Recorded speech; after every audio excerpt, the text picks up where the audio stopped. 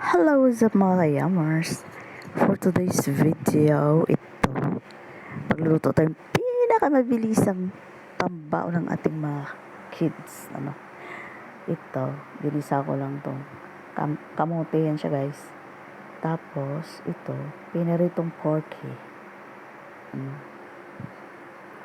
Nilagyan ko lang siya ng cornstarch with paminta and sugar. Pagkatapos nun, palambutin na natin yung kamote, lagyan na ng tubig, tapos lumambot na, lagyan natin ng paminta and cubes. And then tomato sauce. Mga pampalasa niya.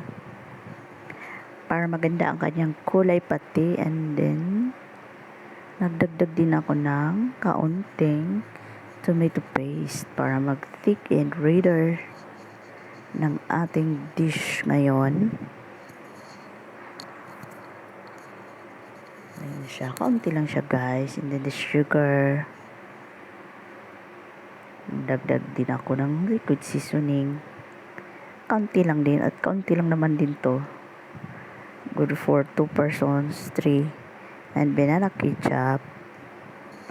Dagdag ng taste at sweetness ng ating gagawing dish. And pang aroma natin and pampasarap din. And bell pepper.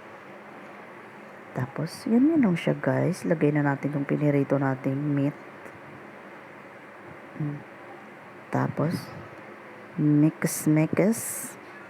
Yan siya guys. Ang sarap nito. So, yummy and delicious. And that's it. Easy lang So, follow for more. Thank you.